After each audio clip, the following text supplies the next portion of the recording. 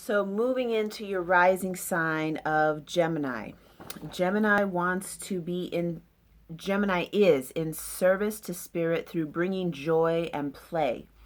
The Virgo job within this tribe is going to be the one who is meticulous in understanding the rhythms and the timings and the pattern of whatever it is. It's like this, dunk, dunk, dunk, dunk. Virgo is very good at that. Keeping track of the rhythms and timing. This is the one who is dedicated to sacred work and within the tribe of Gemini. Virgo job is the one who's dedicated to the sacred work within that tribe of those who are bringing joy, bringing fun, in service to spirit through sort of enlightening, opening the heart and making it light. So I'm going through this really fast, but of course, if you have any questions, feel free to ask. And I would love to sit down and chat with you, even if you would want to meet up and go over your chart for any questions that you have. So the next thing we'll cover is relationship axis and inner feminine, inner masculine material. So over here is the meditation on who am I, and over here is who are you. For Gemini, Sagittarius, it is all about having a quest mate, somebody in your life who will, doesn't have to be on the same quest or mission of, whatever it is, but on some sort of a quest and mission, and has a quality of expansion, traveling, growing, evolving, expanding consciousness in one way or the other.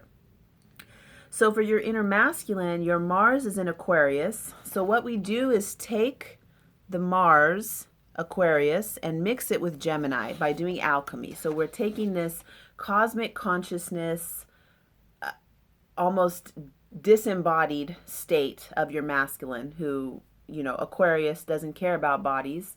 Aquarius cares about information, technology, being out in this direction, in the waves. Taking that with Gemini, who also doesn't care much about body and materials and physical world. It cares more about being creative and exploring, and mixing those two together, it's a big ball of air.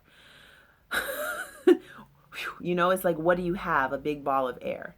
Also, the thing with the condition you were mentioning, this Avata air condition. So just focusing a little bit on that, seeing where am I with air? How is this quality of air in me? And how can I bring that down all the way into my physical body? That breath of life. Bringing it down into the physical body. So that's your inner masculine, Aquarius and Gemini. And of course, you have Aquarius, we both have this midheaven, Aquarius on the midheaven. It's really funny. I have Venus right next to or conjunct.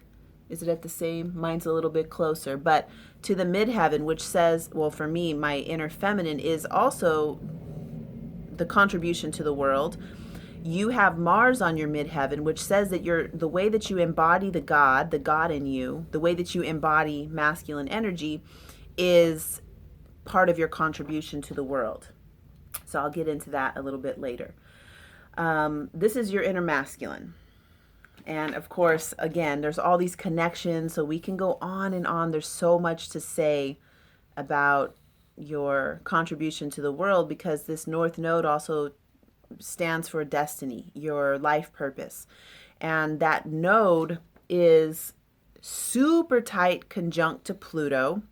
Pluto being the underworld. I was going to skip over this, but as I'm saying it, this could be relevant to you right now. And as part of your contribution to the world, being able to touch into that deathless death. Wow. So the darkness of the more void than the void, as one of my beloved Tantra teachers says, the more void than the void.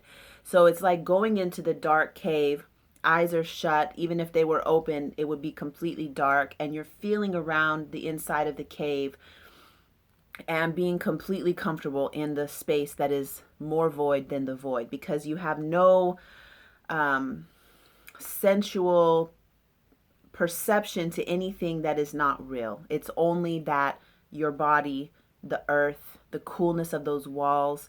Pluto is the under, I call it the underbelly. This because it's been called the underworld, but in the physical body, it's the underbelly. And part of your destiny, life, purpose, material, because the North Node is here, has to do with being in that, being there. And the square goes up to Mercury as well as your Mars and Midheaven. So that's your masculine energy. Then looking at your inner feminine, this is what you most likely will be attracted to on the outside because she is you. What you want to do is, first of all, let's notice if you have these goggles, you see women, Pisces, Sagittarius. So Venus in Pisces would say that you're attracted to the form of feminine who is soft, sensual, psychic, empathic, the healer type, attracted to that as an archetype. Then we mix that with your descendant, which is Sagittarius, which makes her, I'm seeing already myself, our mutual friend Marissa. There's another girl that I know we are mutually friends with. I won't mention her name because we're not as, I know Marissa more, so I can